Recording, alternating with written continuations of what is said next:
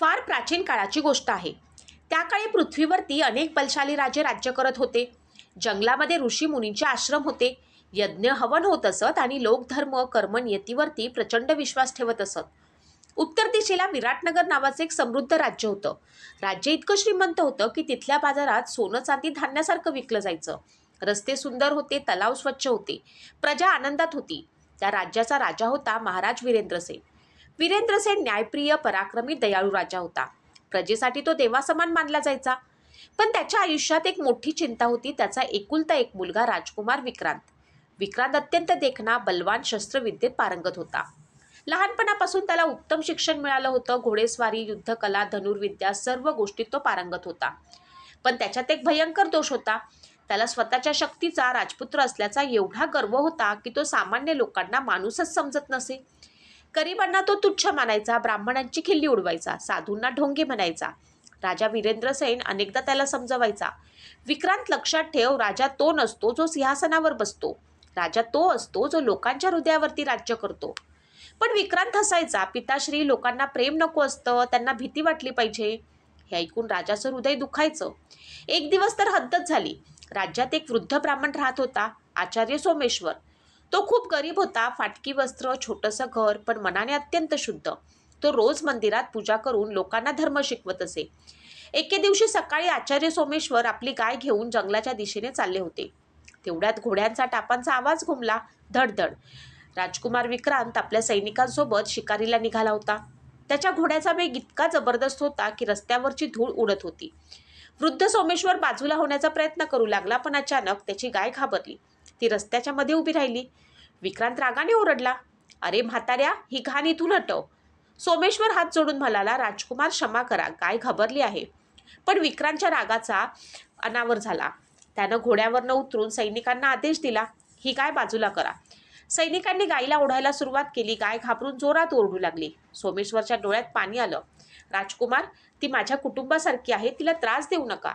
पण विक्रांतला दया नव्हती. तो हसत म्हणाला, गरीब माणसांच्या भावना त्याला किंमत नसते. आणि रागाच्या भरात त्यानं गायीला चाबूक मारला. फटाक. गाय वेदनेनं ओरडली आणि काही पावलं पुढे जाऊन खाली कोसळली. सोमेश्वर किंचाळले, गौमाता. त्यांनी गायीचं डोकं मांडीवर घेतलं, पण काही क्षणातच तिनं प्राण सोडले. त्या वृद्ध ब्राह्मणाच्या डोळ्यात अश्रू वाहू लागले. तो थरथरत उठला. त्यानं विक्रांतकडे पाहिलं. त्याच्या आवाजात वेदना होती, पण त्याहून जास्त काहीतरी भयंकर. राजकुमार, आज तू एका निष्पाप जीवाला त्रास दिला आहेस. विक्रांत हसू लागला. म्हाताऱ्या, ही फक्त एक गाय होती. सोमेश्वरचे डोळे अचानक बदलले. जणू त्याच्या चेहऱ्यावरती एक विचित्र तेज आलं. ते म्हणाले, लक्षात ठेव, जसं कर्म तसं फळ. आज तू एका असहाय्य जीवाची वेदना पाहून हसलास. उद्या नियती तुला अशाच वेदना दाखवेल. सैनिक घाबरले, पण विक्रांत मोठ्याने हसू लागला. मला शाप देतोस? मला? विराटनगरच्या भावी राजाला? तो घोड्यावर बसला. चलो. आणि सगळे निघून गेले. पण त्या दिवसानंतर काही विचित्र घडू लागलं. त्या रात्री राजकुमार विक्रांत गाढ झोपला होता. अचानक त्याला एक भयानक स्वप्न पडलं. एक काळोख, आजूबाजूला आगीच्या ज्वाला, हजारो लोकांच्या वेदनांनी भरलेल्या किंकाळ्या, आणि त्या अंधारातून एक विशाल सिंहासन दिसू लागलं. सिंहासनावरती बसलेली एक प्रचंड आकृती, डोक्यावरती मुकुट, हातात दंड, डोळ्यात भयंकर तेज. तो आवाज घुमला, विक्रांत. राजकुमार घाबरला. कोण आहेस तू? तो आवाज पुन्हा घुमला, मी आहे, कर्माचा न्याय करणारा. अचानक हजारो साखळ्या हवेत हलू लागल्या. विक्रांत घामाघूम झाला. तू कोण? तेवढ्यात ती आकृती उभी राहिली आणि विक्रांतच्या पायाखालची जमीन थरथरू लागली. मी आहे यमराज. हे ऐकताच विक्रांतच्या चेहऱ्याचा रंग उडाला. यमराज म्हणाले, तुझ्या पापाचा घडा भरायला सुरुवात झाली आहे. नाही, विक्रांत ओरडला, मी राजकुमार आहे. यमराजाचा आवाज अधिक भयंकर झाला. मृत्यूला ना राजा दिसतो ना गरीब, फक्त कर्म दिसतं. तेवढ्यात अचानक विक्रांतने पाहिलं. त्याच्यासमोर तीच गाय उभी होती. तिच्या डोळ्यातून रक्तासारखे अश्रू वाहत होते आणि तिच्या मागे वृद्ध सोमेश्वर उभे होते. त्यांच्या चेहऱ्यावरती रहस्यमय शांतता होती. ते फक्त एक वाक्य बोलले, कर्म कधीच माफ करत नाही. अचानक विक्रांत जोरात किंचाळत जागा झाला. त्याचा संपूर्ण देह घामाने भिजला होता. बाहेर अचानक वादळ सुरू झालं होतं आणि राजमहालाच्या खिडकीवर कुणीतरी सावली उभी असल्यासारखी दिसत होती. विक्रांत घाबरत पुढे गेला, पण खिडकी उघडताच तिथे कुणीच नव्हतं. फक्त जमिनीवर पडलेलं एक काळं पंख आणि त्यावरती रक्तासारख्या लाल रंगानं लिहिलं होतं, कर्माचं फळ सुरू झालं आहे. राजकुमार विक्रांतच्या हातातून ते काळं पंख खाली पडलं. त्याच्या छातीत धडधड वाढली होती. बाहेर प्रचंड वादळ सुरू होतं. विजा चमकत होत्या. आकाशात काळे ढग जणू कोणाच्या तरी संकटाची चाहूल देत होते. विक्रांतने स्वतःला सावरलं. हे फक्त स्वप्न आहे. तो स्वतःशीच पुटपुटला. मी विराटनगरचा राजकुमार आहे. मला कुणी काहीच करू शकत नाही. पण मनाच्या एका कोपऱ्यात भीतीनं घर केलं होतं. सकाळ झाली. राजकुमार राजमहालामध्ये नेहमीप्रमाणे वाद्याचे स्वर घुमू लागले. सेवक राजकुमाराला उठवण्यासाठी आले. पण आज विक्रांतच्या चेहऱ्यावरती वेगळंच काही दिसत होतं. रात्रभर झोप झाली नव्हती. डोळ्याखाली काळी वर्तुळं होती. तेवढ्यात राजा वीरेंद्रसेन आला. विक्रांत, सर्व ठीक आहे ना? हो पिताश्री. विक्रांत उत्तरला, पण त्याचा आवाज थरथरत होता. राजा काही क्षण त्याच्याकडे बघत राहिला. तू ठीक दिसत नाहीस. विक्रांत काही बोलणार इतक्यात अचानक बाहेरून सैनिकांचा आवाज आला. महाराज, मोठं संकट. राजा ताबडतोब बाहेर गेला. राजदरबारात अफरातफर उडाली होती. राज्याच्या गोशाळेतील अनेक गायी अचानक आजारी पडल्या होत्या. काहींनी तर रात्रीतच प्राण सोडले होते. राजवैद्य चकित झाले. कोणताही रोग समजत नव्हता. प्रजेमध्ये चर्चा सुरू झाली. गौहत्या झाली आहे. हे अपशकुन आहे. देव रागावले आहेत. विक्रांतच्या चेहऱ्यावरचं रक्त उतरलं आणि त्याच्या डोक्यामध्ये कालचा प्रसंग फिरू लागला. ती गाय, ब्राह्मण सोमेश्वर आणि ते शब्द, जसे कर्म तसे फळ. तो काही न बोलता आपल्या कक्षात गेला. पण त्या दिवसापासून विचित्र गोष्टी घडू लागल्या. त्या रात्री राजकुमार झोपण्याचा प्रयत्न करत होता. पण अचानक त्याला कोणीतरी कुजबुजल्याचा आवाज आला. विक्रांत. तो दचकून उठला. कोण आहे? शांतता. काही क्षणांनी पुन्हा तोच आवाज आला. वेदना कशा असतात ते समजायला सुरुवात झाली का? विक्रांतने तलवार उचलली. समोर ये. अचानक खोलीतील दिवे विझले. थंड वारा वाहू लागला आणि एका कोपऱ्यात त्याला एका गायीची सावली दिसली. ती हळूहळू पुढे येत होती. डोळ्यात विचित्र लाल चमक. विक्रांत घाबरून मागे हटला. नाही, हे खरं नाही. तेवढ्यात दरवाजा उघडला. सैनिक आत आले. पण खोलीत काहीच नव्हतं. राजकुमार, काय झालं? विक्रांत काहीच बोलला नाही. पहिल्यांदाच त्याला स्वतःची शक्ती निरुपयोगी वाटत होती. दुसऱ्या दिवशी सकाळी राजा वीरेंद्रसेनने निर्णय घेतला. राज्यात काहीतरी अशुभ घडत आहे. ऋषींचा सल्ला घ्यावा लागेल. पण विक्रांत मात्र स्वतः सत्य शोधायचं ठरवतो. तो घोड्यावर बसून जंगलात निघाला. घनदाट जंगल, उंच वृक्ष, विचित्र शांतता. पक्ष्यांचाही आवाज नव्हता. अचानक त्याला धुराचा वास आला. समोर एक छोटी कुटी दिसली. कुटीमध्ये एक वृद्ध साधू ध्यान करत बसले होते. लांब दाढी, डोळ्यात तेज, चेहऱ्यावरती विलक्षण शांतता. विक्रांत पुढे गेला. हे साधू, मला मदत हवी आहे. साधूने डोळे उघडले आणि विक्रांतकडे बघून मंद हसू केलं. माहिती आहे. विक्रांत दचकला. तुम्हाला कसं माहिती? साधू शांतपणे म्हणाले. ज्याच्या मागे कर्माची सावली लागते त्याचा आवाज आधी विश्वाला ऐकू येतो. हे ऐकून विक्रांतच्या अंगावरती काटा आला. माझ्या मागे कोण आहे? साधूंनी त्याच्याकडे गंभीर नजरेने पाहिलं. तू एका निष्पाप जीवाचा अहंकाराने अपमान केला आहेस. तुला वाटलं शक्ती म्हणजे अधिकार, पण शक्तीचा गर्वच विनाशाचं कारण ठरतो. विक्रांत चिडला. एक गायच तर होती. हे ऐकता साधूंचा चेहरा कठोर झाला. ते जोरात म्हणाले, मूर्ख. अचानक आजूबाजूचा वारा वेगाने वाहू लागला. झाडं हलू लागली. विक्रांत घाबरला. साधूंचा आवाज घुमला. प्राण कोणाचाही असो, तो ईश्वराने दिलेला असतो. तू फक्त गायीला मारलं नाहीस, एका गरीब वृद्धाचं हृदय तोडलंस. विक्रांत काही क्षण शांत झाला. पहिल्यांदाच त्याला अपराधी वाटायला लागलं. तो हळू आवाजात म्हणाला, मग मला वाचण्याचा मार्ग आहे का? साधूंनी डोळे मिटले. काही वेळ शांतता होती. मग ते म्हणाले, मार्ग आहे, पण सोपा नाही. तुला स्वतःच्या कर्माचा सामना करावा लागेल. तू यमलोकाचं दर्शन घेशील. हे ऐकताच विक्रांत मागे सरकला. यमलोक? साधूंनी मान हलवली. हो. जोपर्यंत मनुष्य स्वतःच्या कर्माचं सत्य पाहत नाही तोपर्यंत त्याचा अहंकार मरत नाही. साधूंनी सांगितलं, आज मध्यरात्री नदीकिनारी ये. तिथे सत्याचा दरवाजा उघडेल. रात्र झाली. आकाश काळं झालं. विक्रांत एकटाच नदीकिनारी पोचला. साधू तिथे आधीच बसले होते. भोवती अग्नी प्रज्वलित होता. मंत्रोच्चार सुरू झाले. वातावरण इतकं भयान होतं की विक्रांतचं हृदय जोरजोरात धडधडत होतं. साधूंनी एका पात्रात पाणी घेतलं. डोळे मीट. काय दिसेल त्याला घाबरू नकोस. विक्रांतने डोळे मिटले. मंत्र अधिक जोरात होऊ लागले. त्याला असं वाटत होतं की जमीन हलते आहे. त्याचं शरीर हलकं होत आहे. थंड वारा, अंधार आणि अचानक त्याने डोळे उघडले. समोर एक भयानक नदी होती, काळ्या पाण्याची, ज्यातून वेदनांचे आवाज ऐकू येत होते. दूरवर एक प्रचंड दरवाजा दिसत होता आणि त्या दरवाजावरती आगेसारख्या अक्षरात लिहिलं होतं, यमलोक. विक्रांतच्या तोंडून शब्दच फुटेना. तेवढ्यात मागून एक जड आवाज घुमला, स्वागत आहे. विक्रांतने मागे वळून पाहिलं आणि त्याच्या पायाखालची जमीन सरकली. कारण समोर उभा होता एक प्रचंड काळा योद्धा. लाल डोळे, हातात विशाल गदा आणि चेहऱ्यावरती भयंकर हास्य. तो म्हणाला, मी यमदूत आहे. नदीकाठी उभा असलेला राजकुमार विक्रांत थरथरत होता. त्याच्या समोर उभा असलेला तो प्रचंड यमदूत जणू एखाद्या पर्वतासारखा दिसत होता. काळसर शरीर, लालभडक डोळे, हातात विशाल गदा आणि अंगावरून निघणारं विचित्र तेज.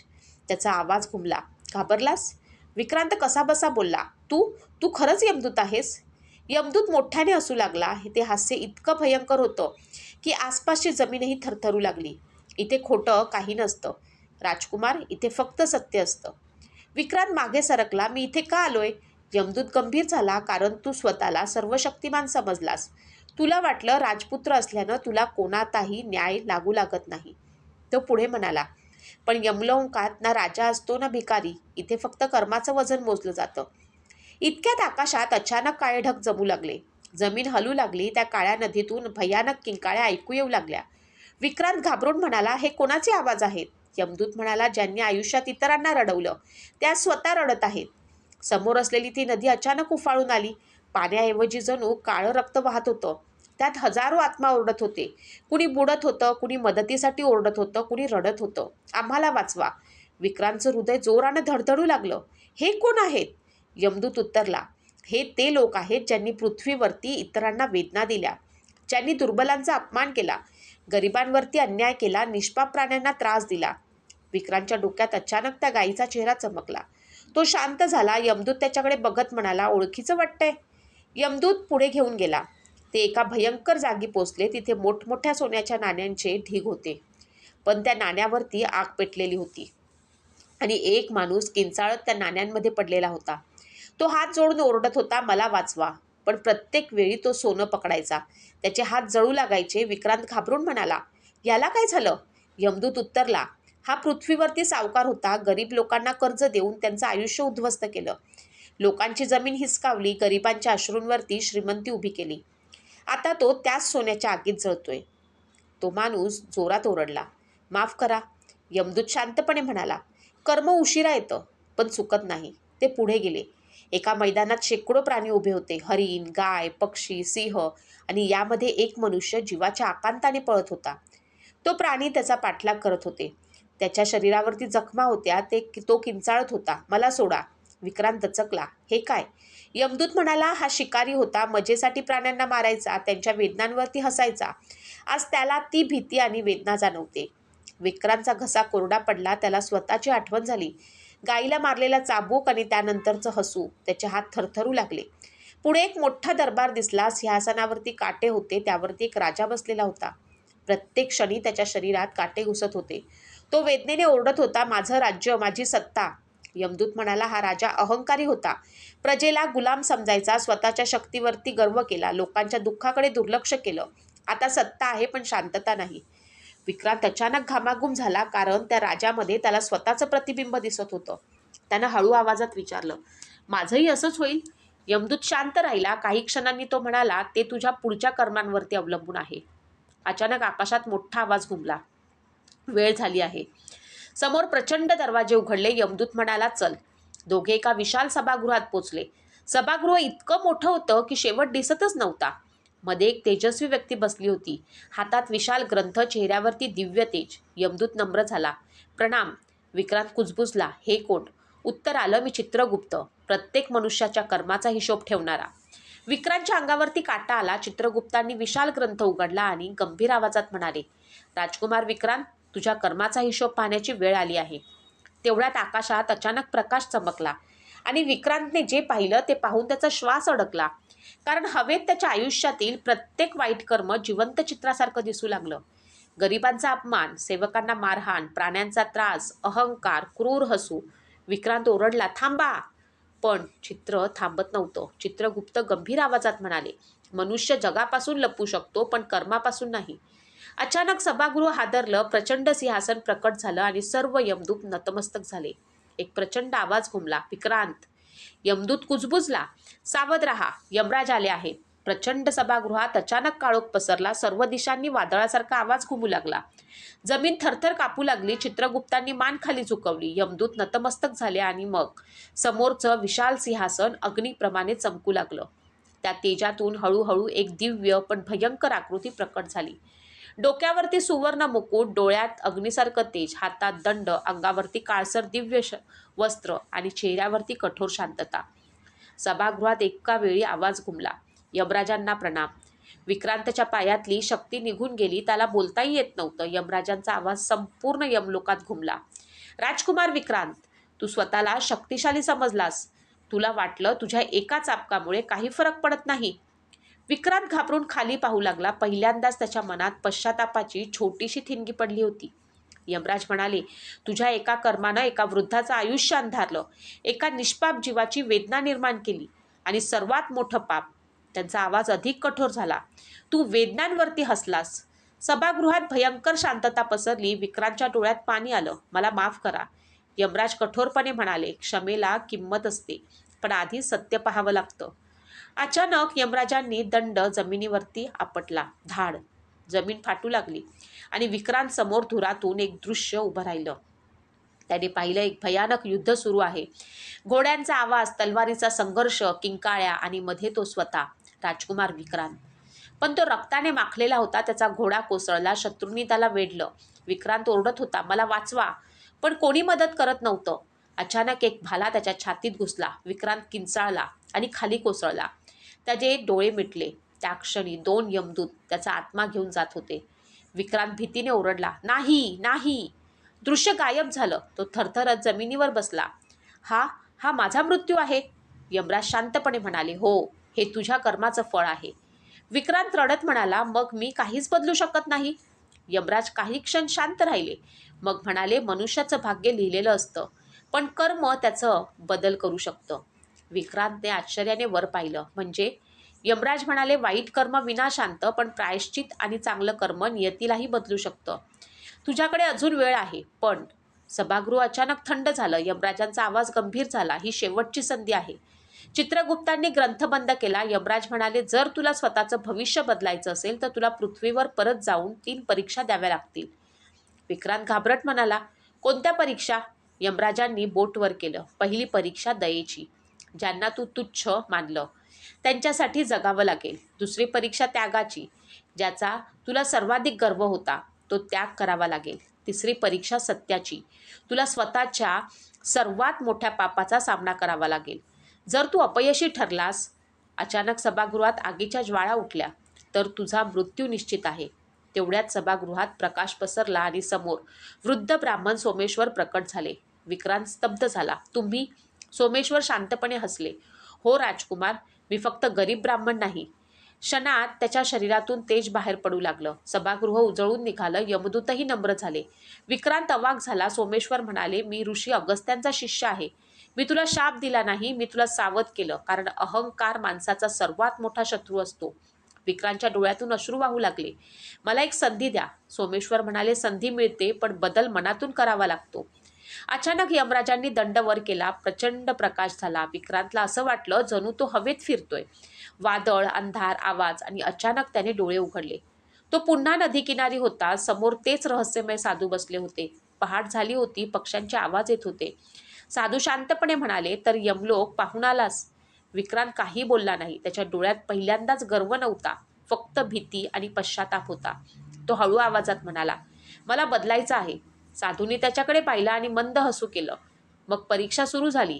तेवढ्यात राजमहालातून सैनिक धावत आले. त्यांच्या चेहऱ्यावरती भीती होती.